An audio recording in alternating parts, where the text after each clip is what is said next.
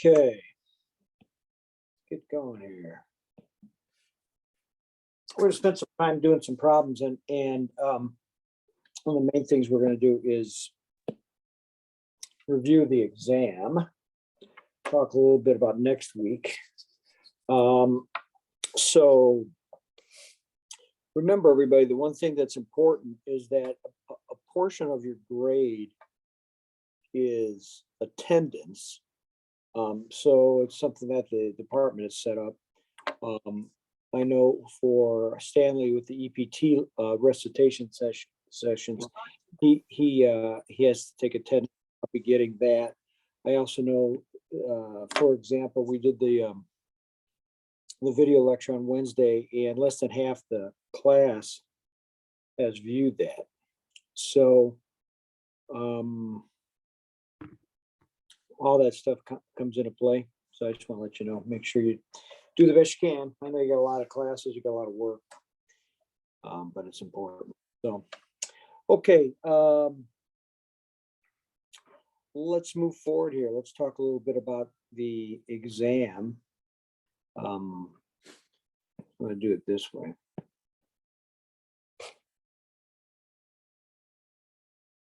So if you have any questions as I'm going through this, please bring it up.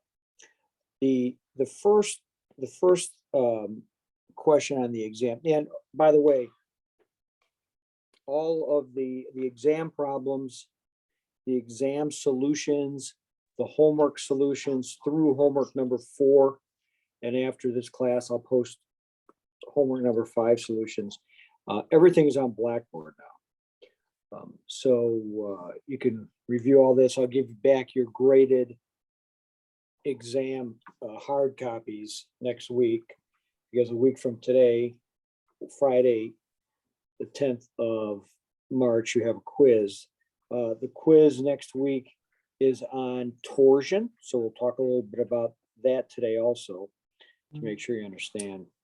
Maybe I'll do that first. You know, when you get these problems, you typically have a fixed end, and you have some sort of structural member or mechanical member, and it's fixed for a reason. The reason is because you got to be able to have moment opposed at one end. So it doesn't matter how many external torsion moments you have applied to this. You have a T1 and a T2 or a T3.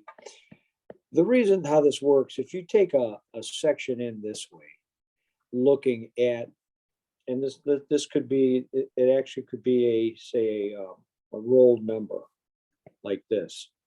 You could have a structural piece that's welded here on this member that has a heavy load out here, load P, and the distance from the center to the angle to the line of action, say, is L.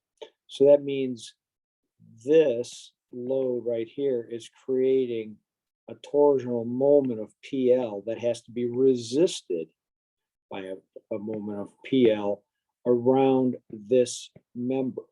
And this torsional moment is what this may be, or this one.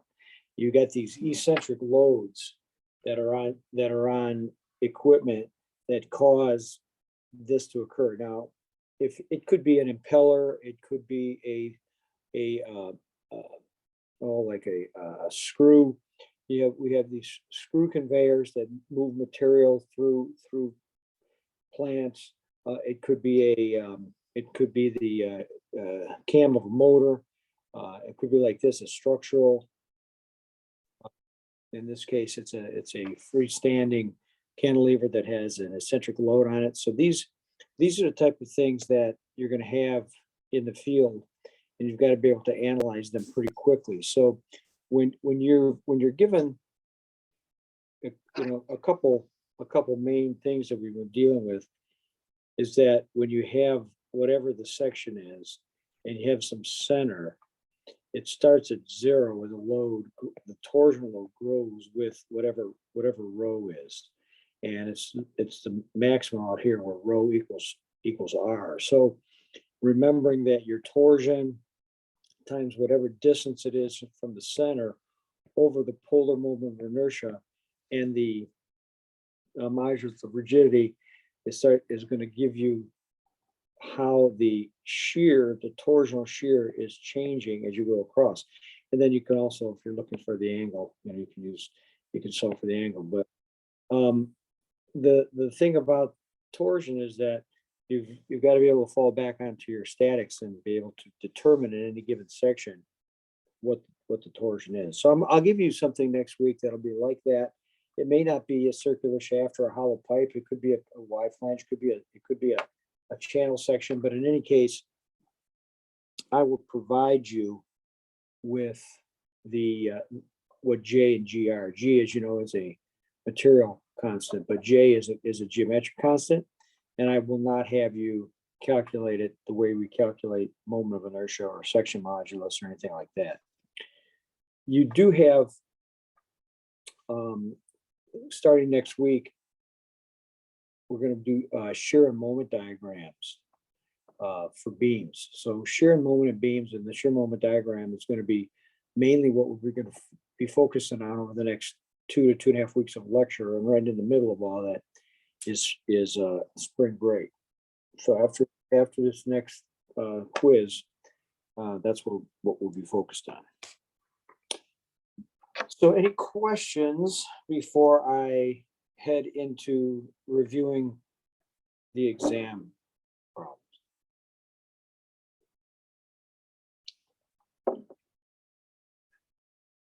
Nothing? Okay. So I'm going to go over the rationale behind all these different problems and see where there seem to be some issues. So the first one was you had this type of foundation or wall, and we had a hanger and a hanger. We had say like a lifting beam over it. This hanger was made of aluminum, and this hanger was made of steel. Now, all of these problems are already posted in Blackboard for you, but I want you to understand what's going on. So you're given that this bar ABC was rigid, and that was so that it didn't deflect. It just held a load into the hangers, the aluminum hanger and the steel hanger. You were given the allowable sigma and from each of the two materials, aluminum and steel, and you had to find the diameter of these two hangers, and then what was the displacement here of point C. And I gave you that this beam weighed 250 pounds per foot. This seemed to be kind of an issue for a lot of people, and this goes back to your normal statics. When you have a beam,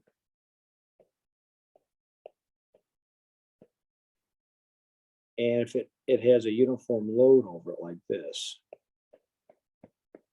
and in this case I said the beam weighed 250, so the uniform load is 250 because we also had a 7 kip applied load at B, and this thing was 10 feet long. So remembering from your statics, 10 times 250 is 2,500 pounds, because this is 250 pounds per foot. So 250 times 10 is 2,500. So this effectively becomes a 2,500-pound load right in the middle, 5 feet on each side. And you have to take that into account, because when you're summing moments around A or B or whatever to find out what the loads were in the aluminum and the steel, you're pretty much looking at it like this. You've got a 7-kip load here that's 2 feet over, and then you've got another 2.5 kip load from the weight of the beam, and that's in the middle. So that means the distance between the two is 3 feet, because it's at 5 feet. And then you've got this P in the aluminum, and you've got the P, the load that the steel holds. So you go through your statics and you sum your moments, because you got to solve. So if you sum them around A, you solve for the steel, and then you can either sum around B, or you can just do the sum of the forces in the Y direction. So this would be X and this would be Y. And it turns out that the load P in the aluminum is 0.94 kips. So it's about 1 kip. And then the P in the steel is 8.56 kips. And it makes sense, because if you look at how it's loaded, this 7-kip load is directly over the steel. So most of that load is going right up in here. This is offsetting a little bit. So that was the first thing that you had to do, was you had to decide what was going on with that. And then once you came up with the loads in each of those hangers, then you just take it one at a time. You take the steel, and you know that it's just P over A. So P over A is sigma. You're given sigma. So sigma of the steel was 36 KSI.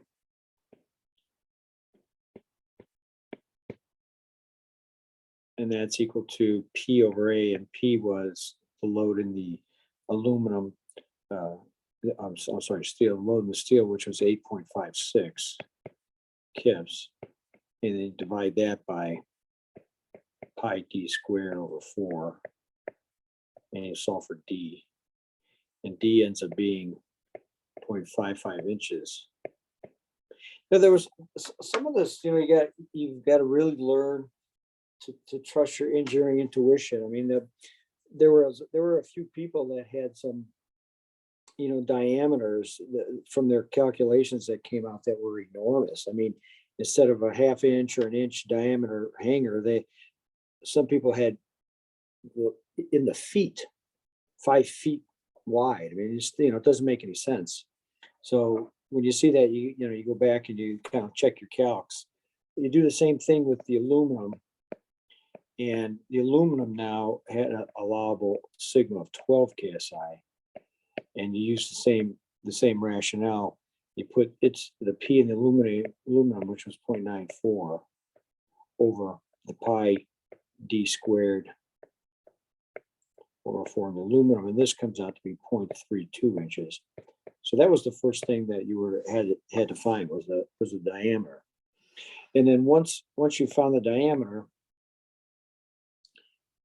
then you needed to determine how this thing was moving. So let me get rid of all this stuff.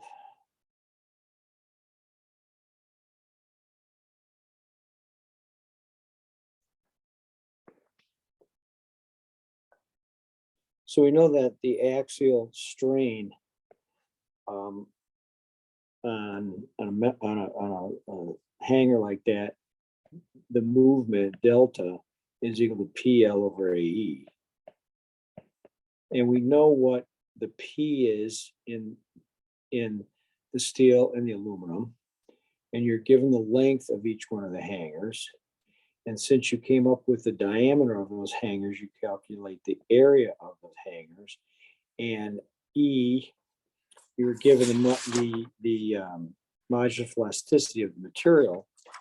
So you plug those in for either the aluminum or the steel. And it turns out that the change in length in the aluminum is 0.072 inches. And the change of the length in the steel is 0.045 inches. So our original line was like this. This was point A, and point B was here, point C is on the end. And we're looking for this, how point C moves. So you know that A, call this the datum point. This is basically at 0.0. And then this drops down by 0.072 inches. And then B, we know is here. This drops down by 0.045 inches. And we know this thing is rigid. I gave you that. It's not, so that means it wasn't going to deflect.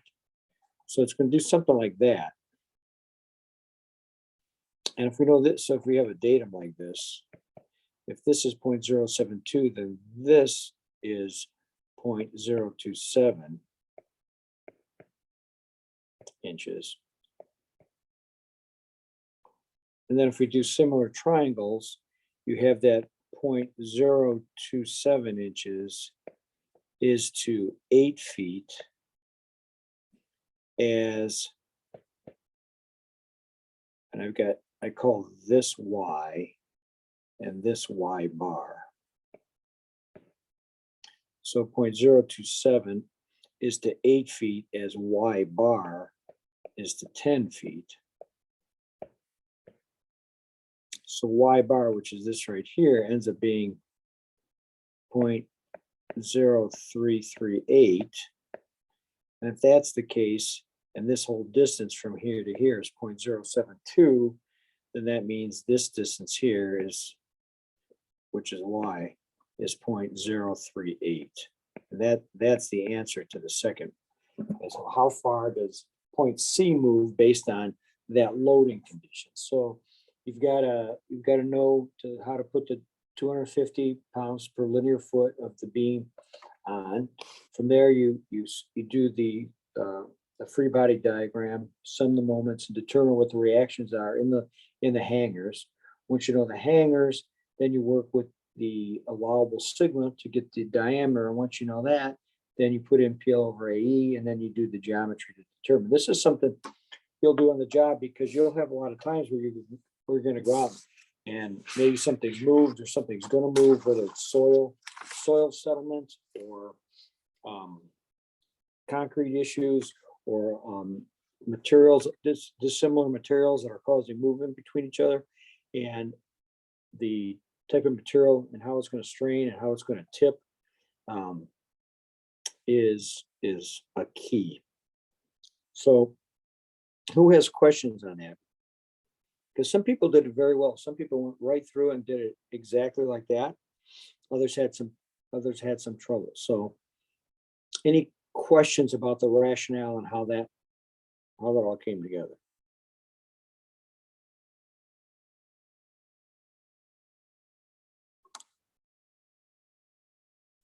No?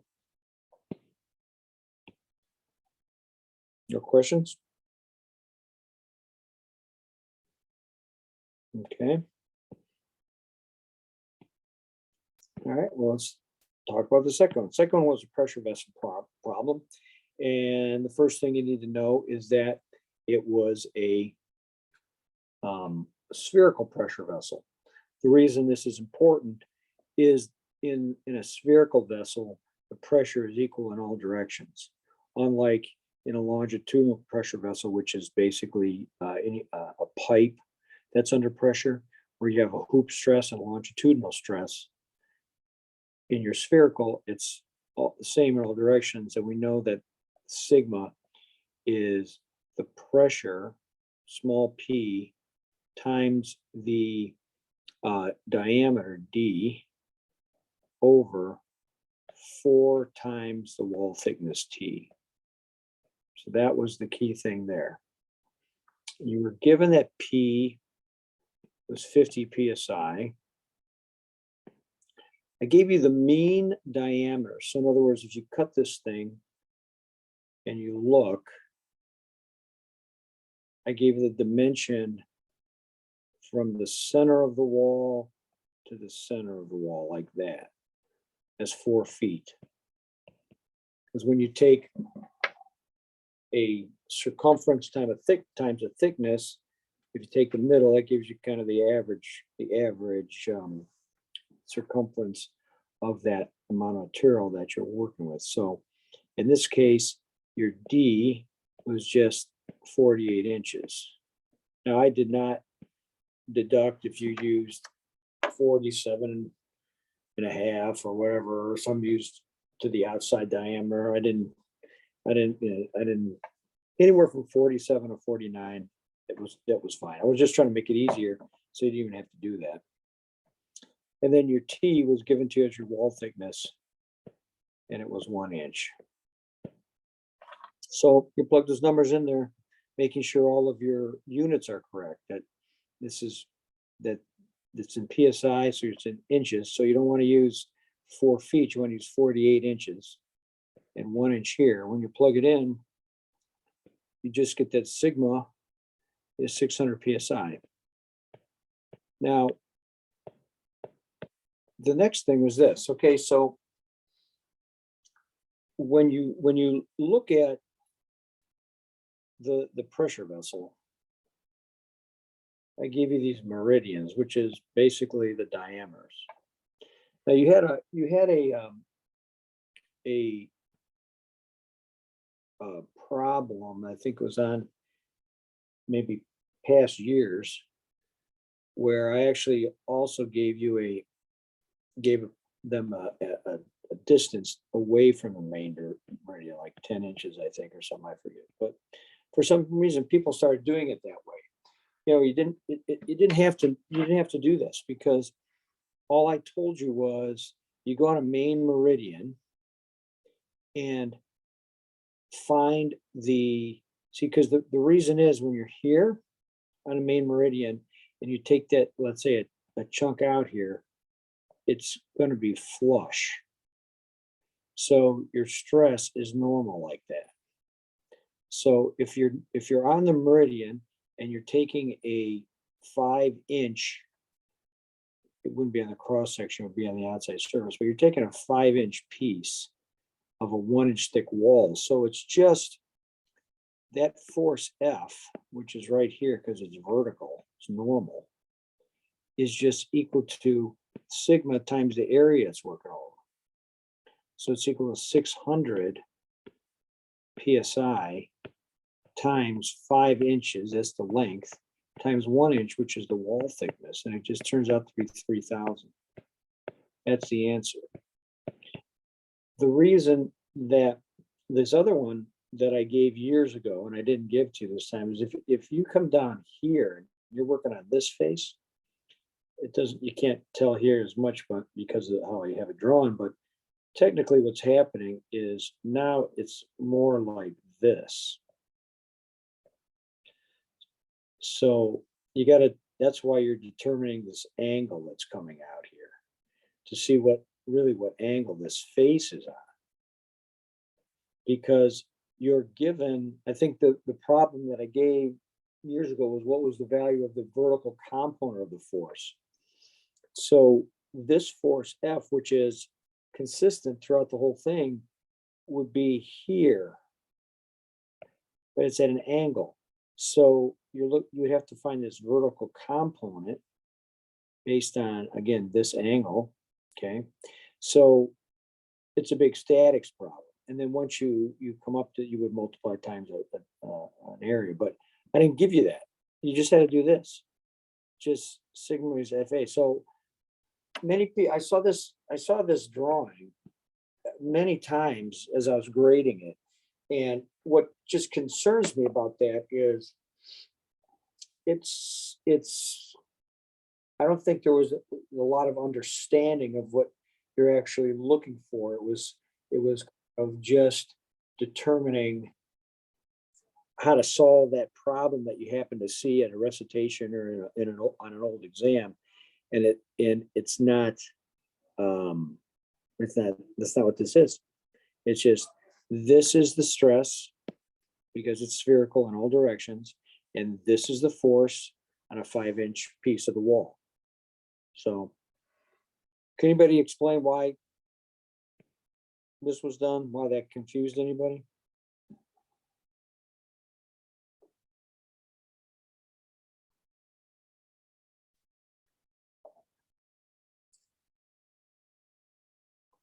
See, this is a class. This is what I worry about a little bit. And I've talked to a few people, or texted them when things get turned in, is that I see so the homeworks are designed to allow you to see every part of the technical side of this class. And the homeworks are usually a little bit more complex than anything I'd ever give you on an exam. But the vast majority of the time, the homeworks are done really, really perfectly well. And then I'll give exam problems along those lines, and they're not solved because I don't know if you have to make sure that you understand the concepts that are on the homework. One of the things that I've done in the past, and I change the homeworks quite often. I don't always give the same ones, but I actually took one of the homework problems that were graded and that everyone did very well at, and I just put it on an exam. Do it. And it was a disaster. They couldn't get it done. So all I'm saying for you is don't kid yourself into thinking that just turning those in and not understanding thoroughly what is going on with them is going to help you get to the next level of your engineering training. So you're all going to do fine. You're all going to be good engineers. I've been going through hiring summer interns, or actually I'm hiring them. My ops director does that, but suggesting who we should bring in and so forth. And sometimes we have the people come in, we give them a couple problems, say, here, solve this. Let me see how you solve this. Where are you in your training? Okay, you've done this, you've done free bodies, or you've done this. Okay, here's a drawing, and here's how we're loading this drawing. Show me how this free body looks. Engineering school is definitely not easy. And it's, I teach you the way I know it from the field and what it's like on the job. So I don't want you to ever think that I don't care about how well you do. That's all I care about. I just want you to know it, because I want, whether you work here at our firm or any other firm or any other company out there, I want you to be excellent at what you do, because there's not many of us around. There's not many people that want to go through this, and you'll do fine. I know you've got many other classes along with this, so I understand that, and that's why I try to really give you what you need to get you ready for the exams. But I want you to really understand it. So before I take more questions, I'll give you an example of what I'm talking about. So here was number 3. Number 3, you were given a stress block that had 50 KSI. I'm not going to put all the units here. By the way, put all your units, I got to tell you again, put all your units on everything, and please put your names on your homework. You're killing me.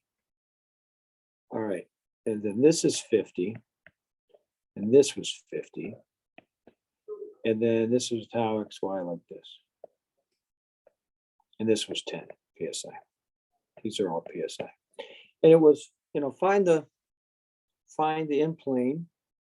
So we know that this is XY. It was X and Y. So that was a plane. That's it, because it's 2 dimensions.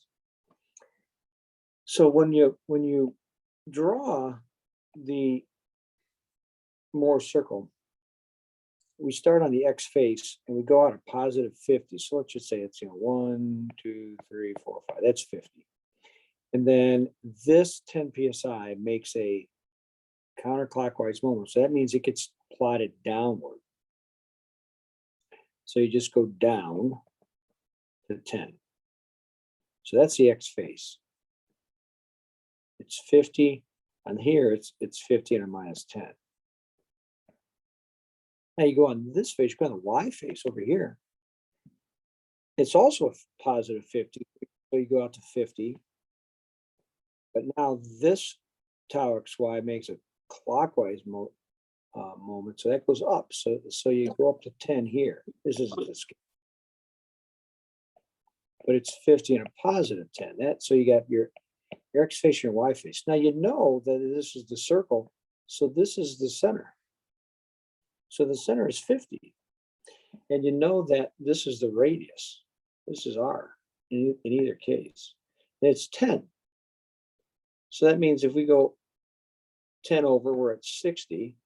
If we go 10 back, we're at 40. So that's sigma 1. And that's sigma 2. So when we do this, we draw a Mohr circle, looks like that. So we know from looking at this that tau xy, which is the in-plane shear stress, is 10. It's 10 psi. Because we just look on here, on Mohr circle, the max is up here, it's 10. That's it. Now, but I asked for the absolute max. And I gave you, in one of your lectures, a few criteria. Sigma 1 over sigma 2, and it's the absolute value, over 2. Sigma 2 minus sigma 3 absolute value, over 2. And sigma 3 minus sigma 1 absolute value, over 2. So sigma 1 is 60, and sigma 2 is 40. So sigma 1 minus 6, so 60 minus 40 is 20 divided by 2, so that's 10. And we know that I gave you that sigma 3 was 0 because we have nothing coming out of the paper. We're only looking at the XY. So 40 minus 0 is 40 divided by 2 is 20. And sigma 3 minus sigma 1 is 0 minus 60 is a minus 60, but it's an absolute value. So it's 60 over 2 is 30.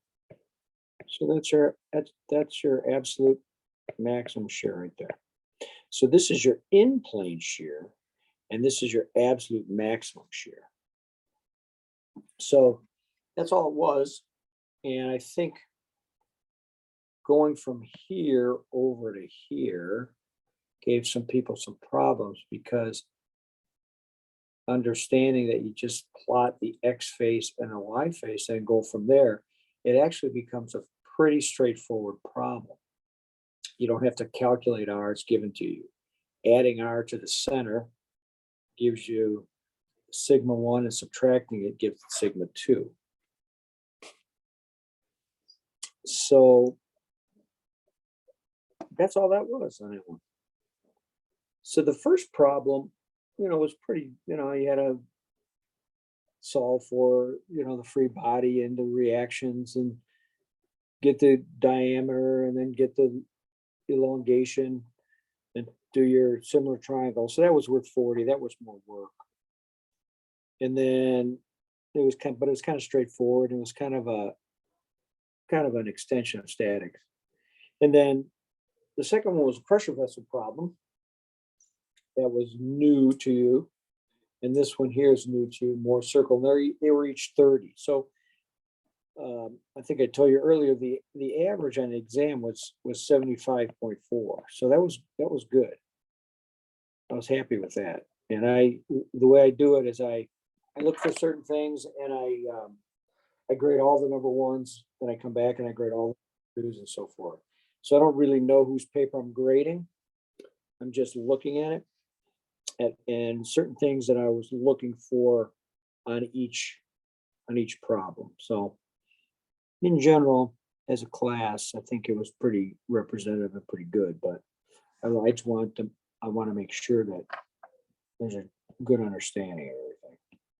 So let me open it up to everybody now is there any any generic questions about the exam at all?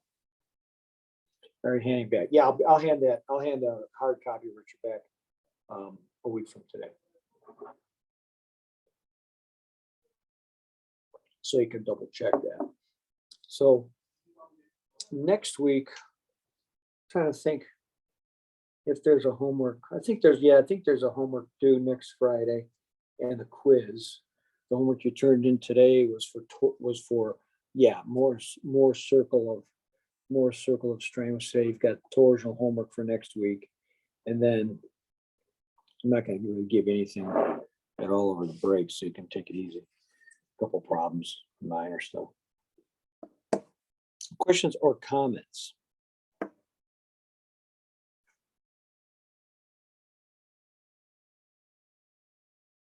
Okay.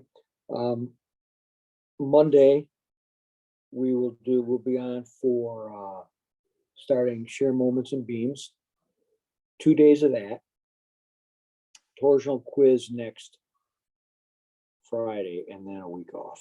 Then we'll come storming back, and we'll be heading back into March, into April, and getting you guys ready for the end of this semester. Any questions? Anybody needs anything at all? Okay, check out the Panopto. Make sure you look at the Panopto video that I put on Wednesday. What is this? I've got a question. Let me check the chat to see if anybody's got anything they need from me.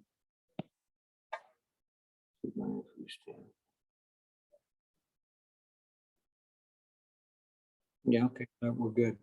All right, yeah, so Carlos, just hang on here, and then we'll talk after.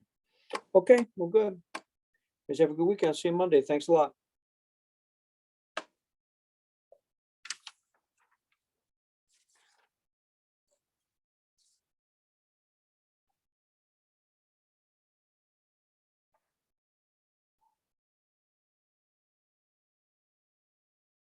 Carlos, you might want to just text or call my phone number, because this is still actually being recorded.